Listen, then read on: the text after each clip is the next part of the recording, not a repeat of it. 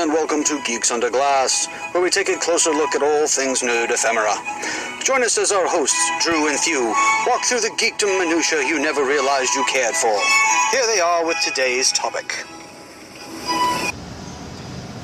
Guten Tag all. Guten Abend.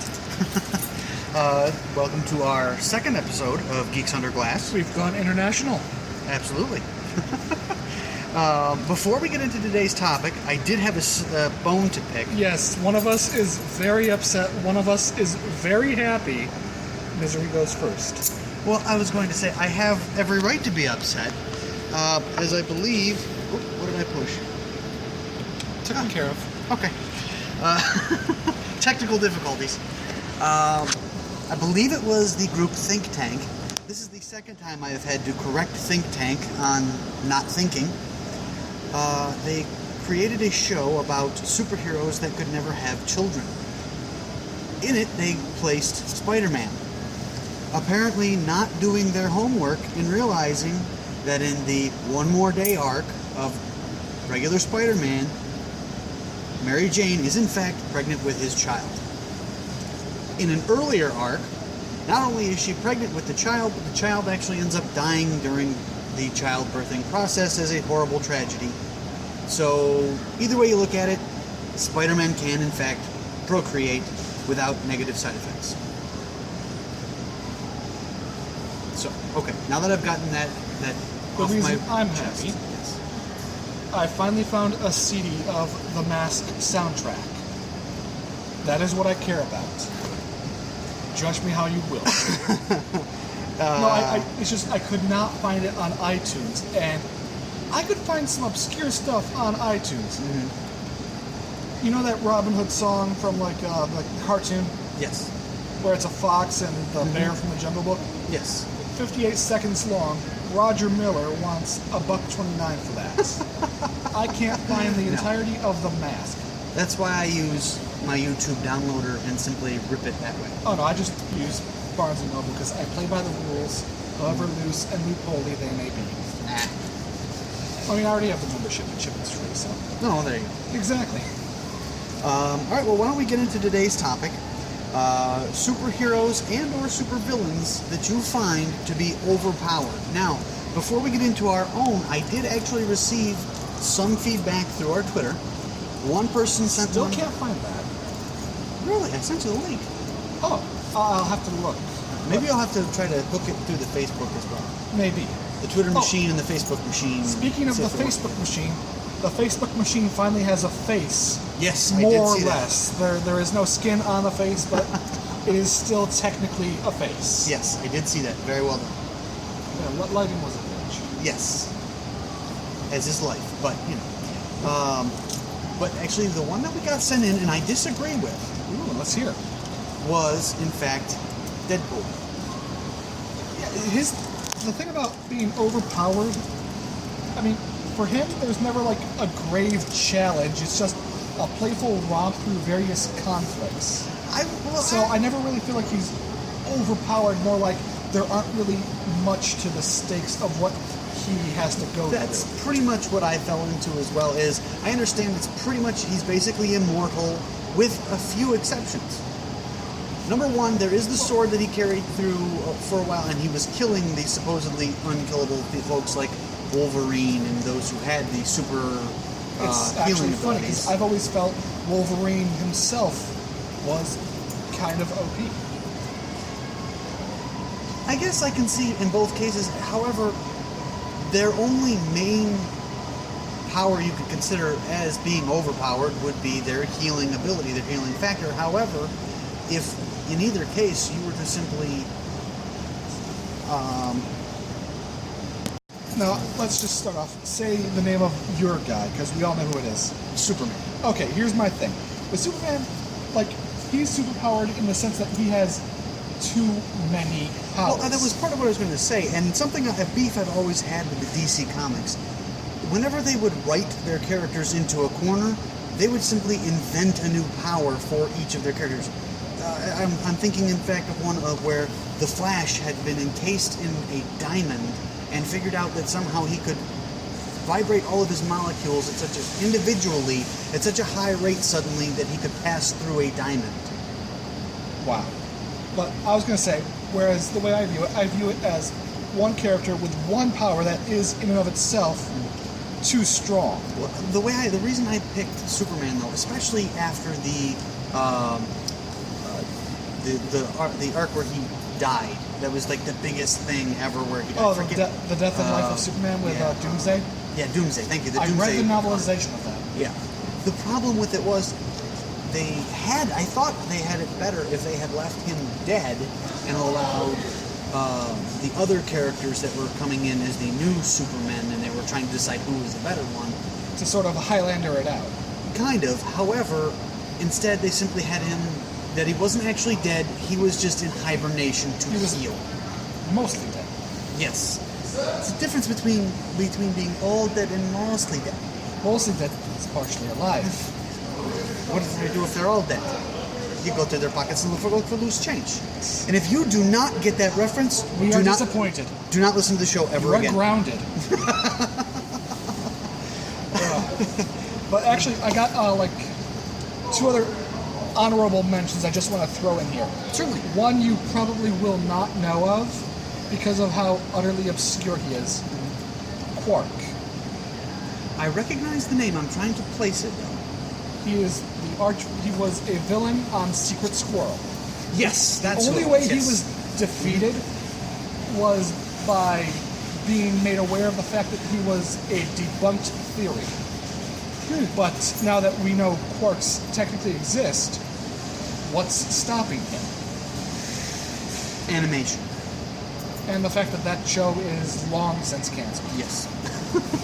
Well, that's his only weakness, is obscurity and cost production value. Well, that's funny because I did post through Twitter. I tweeted out by Danger Dolan from YouTube 2 videos. One, the 15 worst superheroes and the 15 worst supervillains of all time. One of the supervillains, although I don't know as you could really call them a villain, was again a DC villain, and you'll never pronounce his name. Nixon Piddlin, whatever. Mr. Mixapictolic? No, not even that. Oh. It was a dwarf-like creature that lived in another dimension, and the only way you could banish him back to that dimension was to say his name backwards. Mr. Mixapictolic. I'll leave that to you then, because I could not pronounce it. I just remember that from consonants. I just remember that from that's how they pronounced it in the Dean Cain series.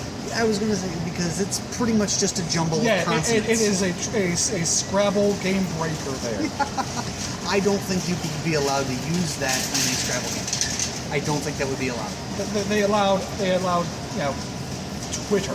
They allowed like so many words I do not really care for. No. I mean, I'll use them in modern parlance. Don't mess with my Scrabble. That is my bread and butter. But yeah, I mean, just thinking on some other ones.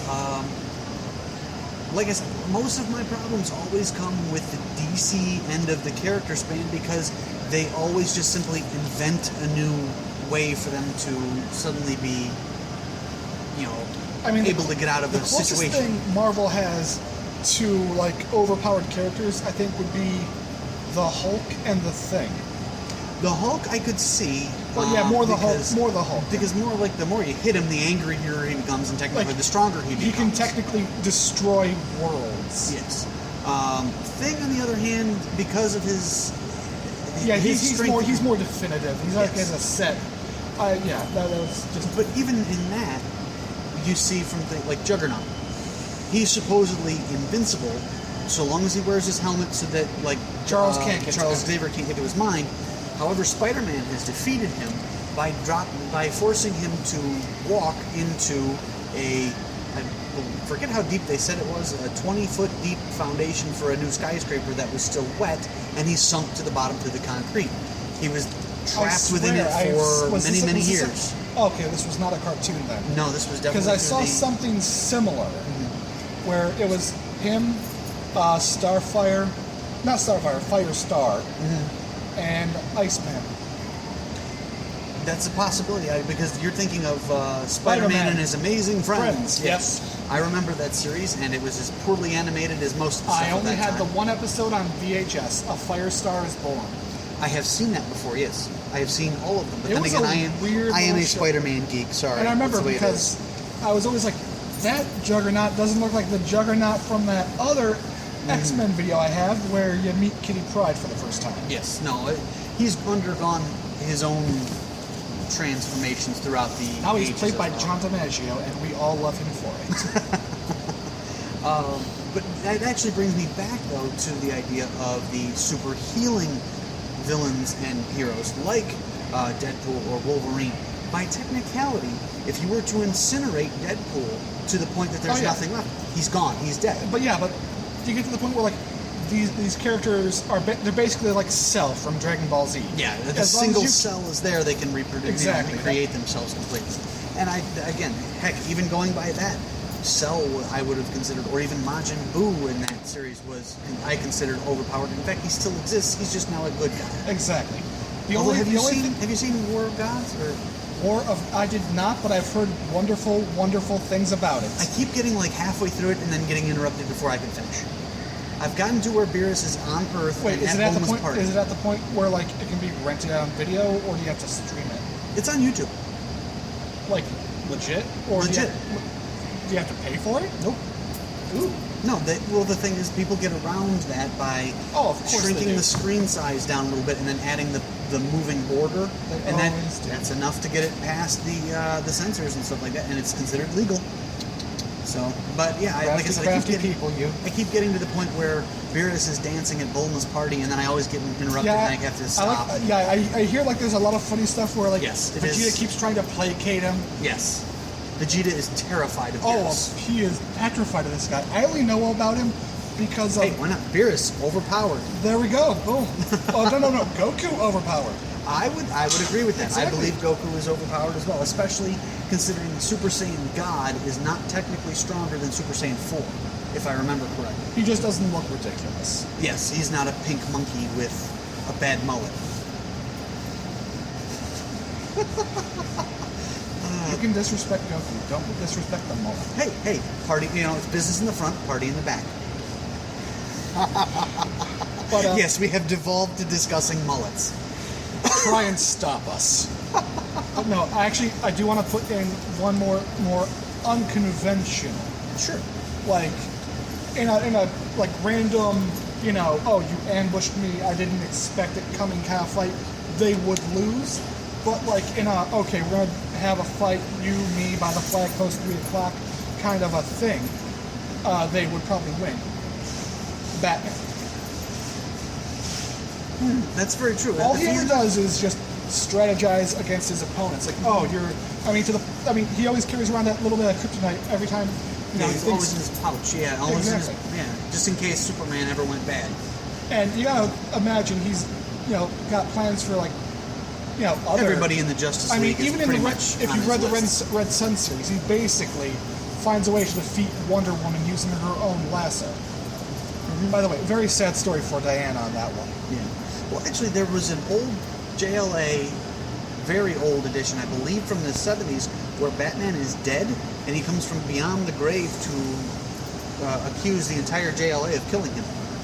Like directly or just through incompetence? I believe directly. Oh, dear.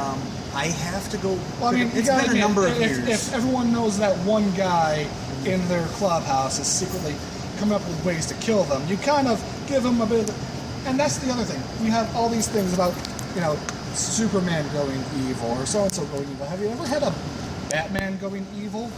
I mean... Oh, yes. Really? Because, I know we had that Frank Miller one where he goes dark. I remember there was one offshoot where he becomes a vampire. And becoming a Jesus. vampire actually causes him to go evil, and he kills the Joker. When was this? Was 90s. This? Oh, okay. I was thinking Twilight. No. This was well before Twilight. Thank God. Yes, no. Twilight is a bane on the existence of humanity. A dark asterisk that we can never scrub away. Unless you shine light on it, in which case it sparkles. Yes, that drives me nuts. At least go Bram Stoker with it and have him burst into flames. That is cool. Yeah. don't have them sparkle. Although, I'm not gonna lie, I actually read a different series that decided to go the vampire route. Basically, it's Mr. Darcy, vampire. And it's not horrific. That's hard to believe. I'm not gonna lie, that's hard to believe. I have read some awful stuff in my day. He doesn't sparkle, he just becomes sort of transparent. Oh, you mean like me in the wintertime? Oh, yes. We are pale folk. Yes. I am so white I would make Casper go, damn! I have a farmer's tan right now, so I'm good. I burned when I went and took my brother. Are red. Yeah, well, it happens. Oh, yeah, I mean, well... I was worse a few days ago, so no big deal. I don't know, I think maybe all the hair I got kind of plays it down a bit. And yes, we have now actually devolved into discussing the fact that we are basement dwellers. We are judging our grooming policies. I think on that note, perhaps we should end this show. If you have any other ideas, please feel free to leave them in the comments. Find our Facebook fan page, or even find us on Twitter, Geeks Under Glass. Allegedly. I'm going to find that page, so help me. I will find it. Your inability to find it does not negate the fact that it exists. Fair enough. But it shouldn't be this hard for me. I mean, I feel like you're hiding it from me. I'm going to, get to the page and I found out you taking credit for everything. I will resend you the link again then. And then I will, when I send it to you, attempt to link it through our fan page. Because then hopefully as we let people know about our shows to Twitter, it will automatically update our fan page for us, and then our fans there can find it as well.